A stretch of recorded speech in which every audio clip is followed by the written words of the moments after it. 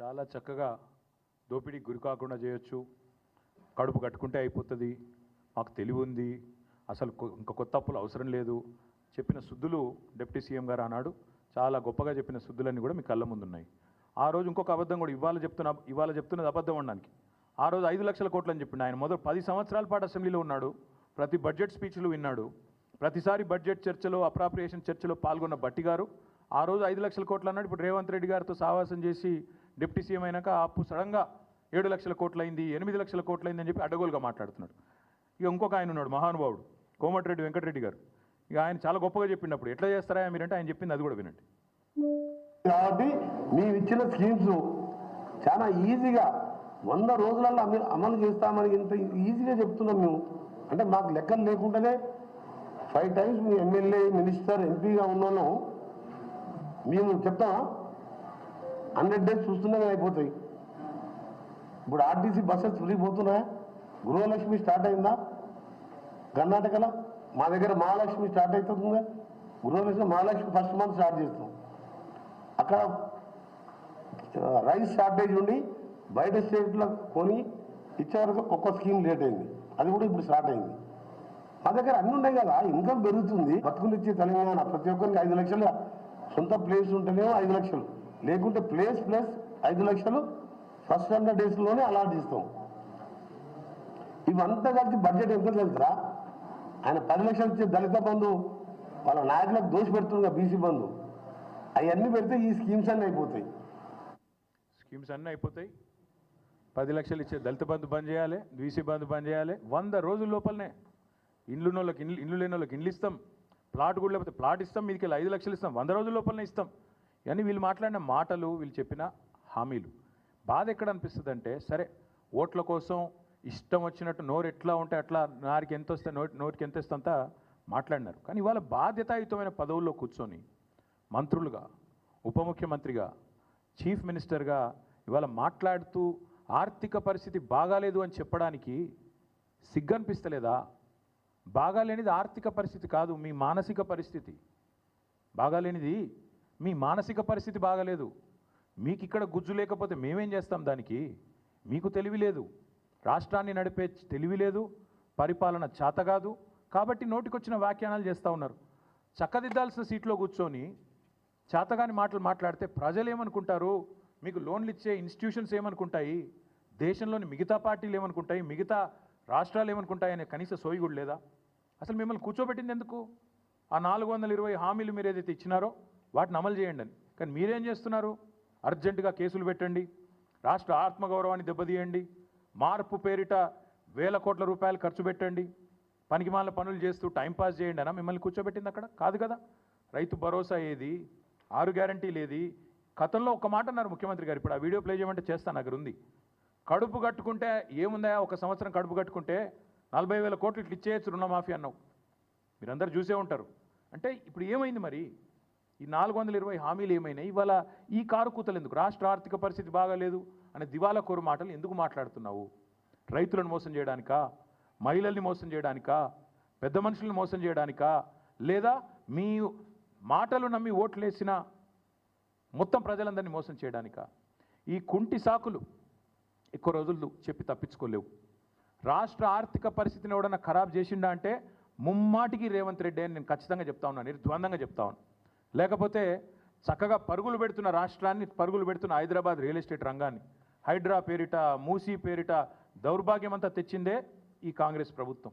మొత్తం వీళ్ళ విధ్వంసకరమైన ఆలోచనలతో, వీళ్ళ చాతగాంతనంతోనే రాష్ట్ర ఆర్థిక పరిస్థితి వాళ్ళ కుదేలైంది.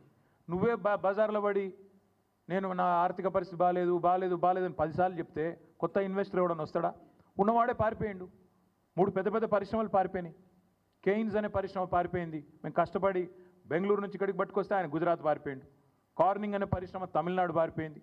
ఫాక్స్కాన్ విస్తరణ ఆగిపోయింది, తమిళనాడులో విస్తరిస్తూ ఉన్నారు. ఎవడొస్తాడండి దివాలా తీసిన రాష్ట్రానికి? నువ్వు ప్రోత్సాహకాలు ఇస్తావో ఇయ్యవో, రేపు రాయితీలు ఇస్తావో ఇయ్యవో, నీ పెట్టిన మాటలకి విశ్వాసం ఎక్కడుంటుంది?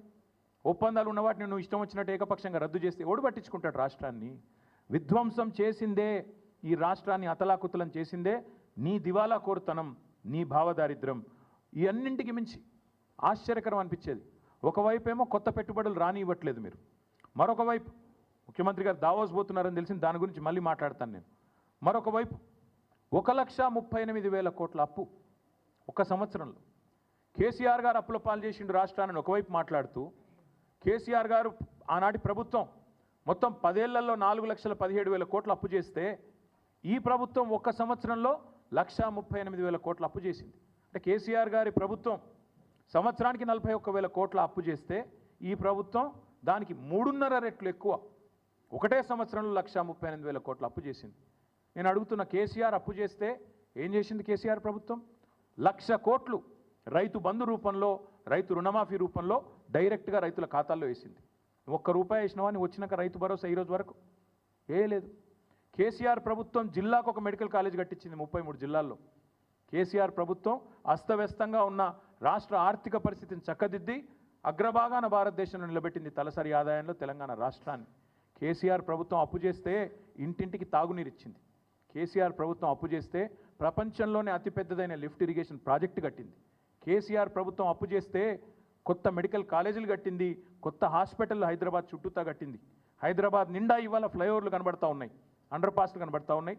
కేసీఆర్ చేసిన అప్పుకు ఇవాళ ప్రత్యక్షంగా ఫలితాలు కనబడుతున్నాయి. నేను అడుగుతున్న రేవంత్ రెడ్డి, 1,38,000 కోట్ల అప్పు ఒక్క సంవత్సరంలో చేస్తేవే, రైతు బంద్ చేసినవా?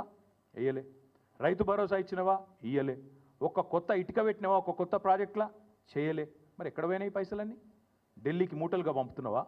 ఎక్కడ పోతున్నాయి ఈ పైసలు? 1,38,000 కోట్లు ఎక్కడ పోయినాయి? రైతులు ఎదురు చూస్తున్నారు 70 లక్షల మంది, మా ఖాతాలో రైతు భరోసా ఎప్పుడు పడుతుందని. దానికి సమాధానం లేదు. మరి ఎవరి జేబులు నింపుతున్నావు 1,00,000 కోట్లతో? రాహుల్ గాంధీయా, ఢిల్లీ పెద్దలయ్యా? చెప్పాలి మీరు ఖచ్చితంగా. ఇంకొక మాట, ఈ దివాలాకోరు ముఖ్యమంత్రికి నేను చెప్తా ఉన్నా, రాష్ట్రం దివాలా తీయలేదు, దివాలా తీసింది నీ బుర్రా. These are reports of RBI. ఈయన ముఖ్యమంత్రి చెప్పిన పచ్చి అబద్ధాలు మీ ముందు పెట్టాలి, ఎందుకంటే ప్రజలకు కూడా తెలవాలా ఈయన మాట్లాడే మాటలు పచ్చి జూటా మాటలని. I'm quoting from RBI report on state finances and this is audited report of government of Telangana, published by government of Telangana. నేనేదో ఆల్తు ఫాల్తు మాటలు, నా ఇష్టం వచ్చిన లెక్కలు, నా సొంత కవిత్వాలు చెప్పట్లేదు. Government of Telangana and RBI report నుంచే మాట్లాడుతున్నాను. కావాలంటే ఆ కాపీ కూడా మీ అందరికీ నేను అందజేస్తాను. ముఖ్యమంత్రి గారు మాట్లాడే మాటలు ఎంత దివాలాకోరు మాటలు చెప్పడానికి చెప్తా ఉన్నాను, బాధ అనిపించి చెప్తా ఉన్నాను. రైతు భరోసా ఎందుకు ఇస్తలేవయా రేవంత్ రెడ్డి? 15,000 అంటే ఏం చేస్తాం? పైసలు లేవు. రుణమాఫీ ఎందుకు చేస్తలేవయా? పైసలు లేవు. ముసలోళ్ళకి పెన్షన్లు ఎందుకు ఇస్తలేవు? పైసలు లేవు. ఏమనంటే రాష్ట్రానికి కేసీఆర్ అప్పులపాలు చేసిపోయింది. కేసీఆర్ అప్పులపాలు చేయలేదు.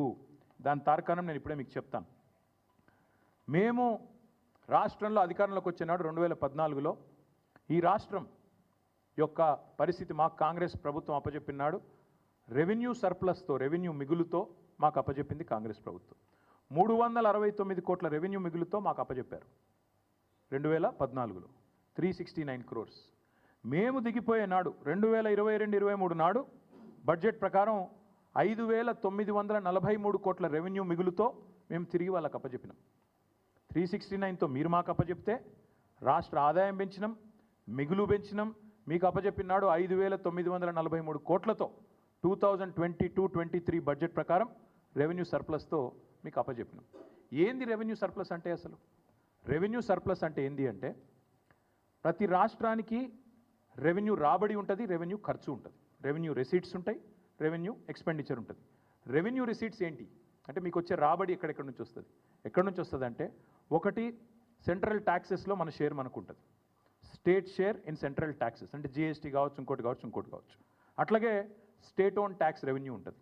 దాంతో